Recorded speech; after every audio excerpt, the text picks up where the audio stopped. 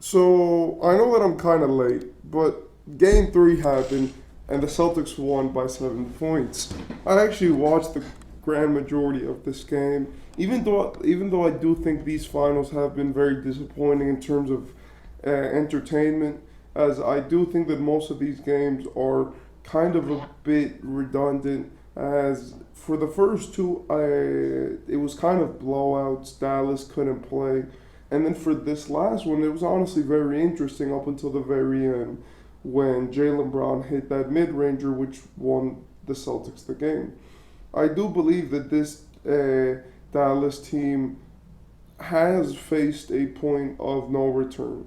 They're down 3-0. And I've said it since the last time. I said if they go down 3-0, then they're losing. And there's no way around that. We know the statistics behind that, where I think it's been 150 or something like that teams which have gone down 3-0, and none of them have come back from a playoff series.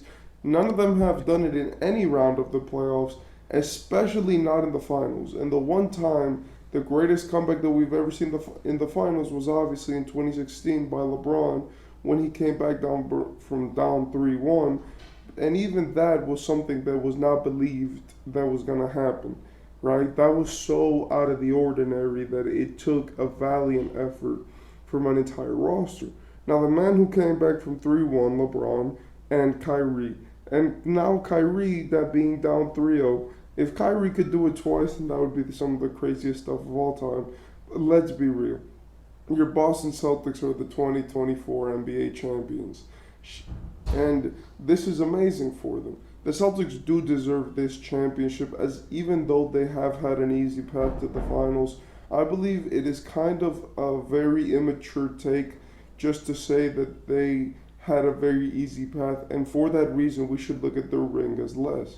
First, injuries happen, and let's face it, every single year, if we were to put asterisks on championships, then most of these championships wouldn't count because like the Bucks had everyone injured, including those Nets.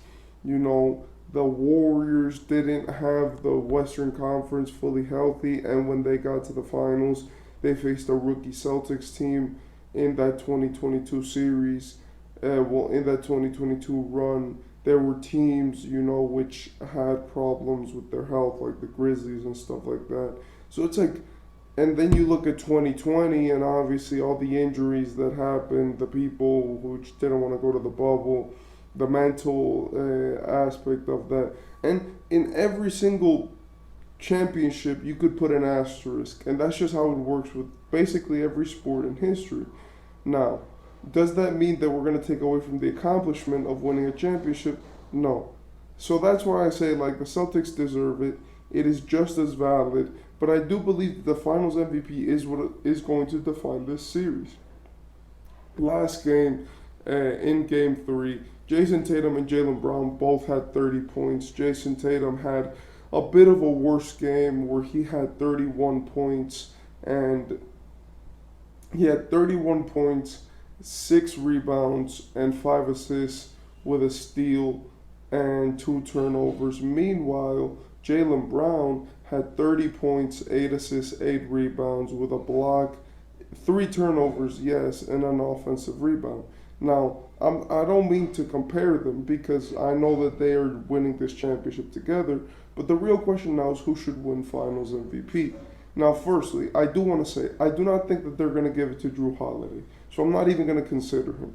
And the reason as to why is because even though Drew Holiday has been cooking this series, I feel like that Game 3 performance by Tatum and by Brown have really pushed them farther away.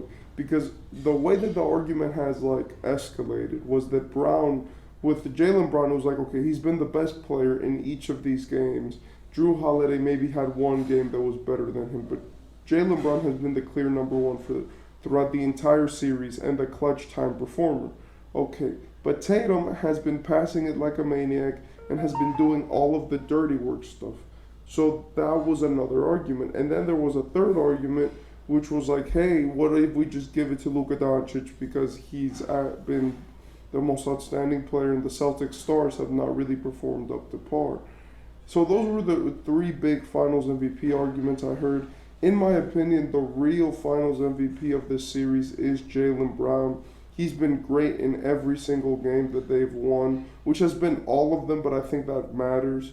Also, he's been very consistent in terms of his clutch time performances and in big moments like last game when he had a big third quarter, big and a big second quarter to because when it went into the third quarter, the Celtics were losing by 1 point. So people were wondering, like, yo, what are the Celtics really going to do, right? Like, coming out of the timeout. And Jaylen Brown put the heaters on and just completely carried the Celtics throughout that third quarter.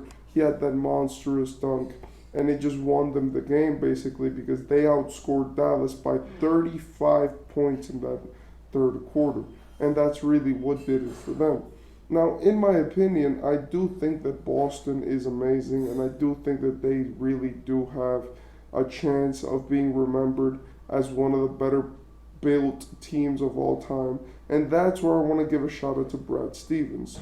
Look, I know that a lot of people want to give a shout out to the players, but I think that this squad by itself is invincible. You have everything that you could ask for in a basketball roster here.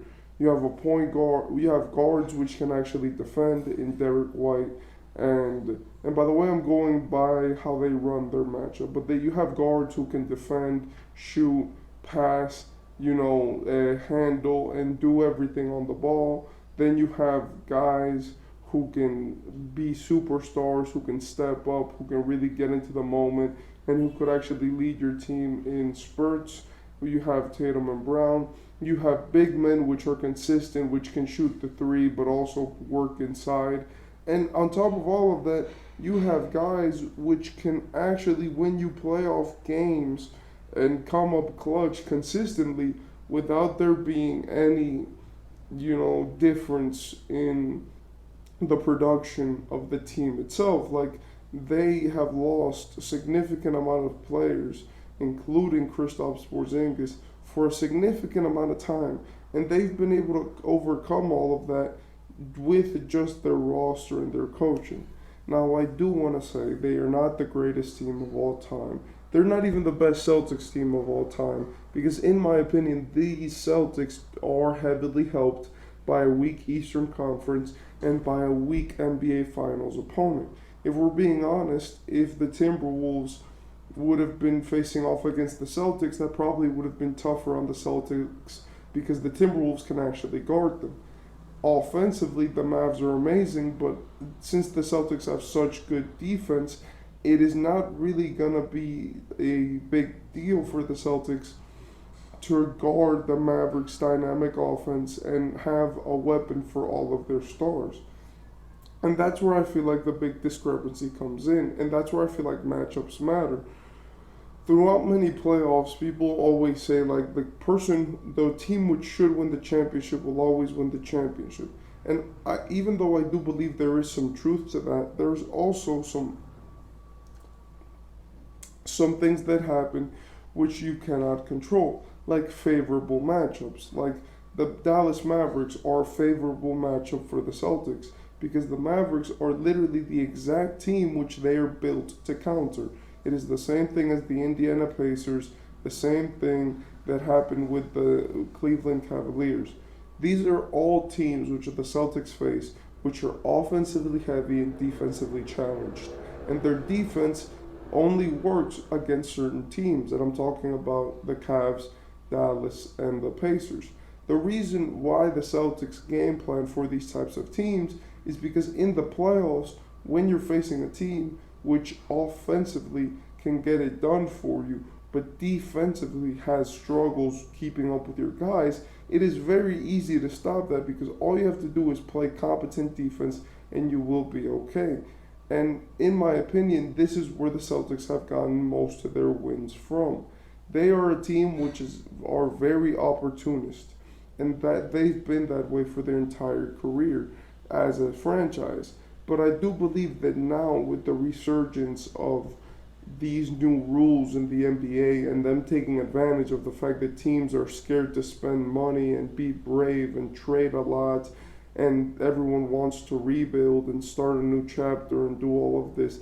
I believe the Celtics have really been able to separate themselves as one of the teams which has actually looked at all of these changes in the NBA and went harder, right? And spent more and done more with what they have.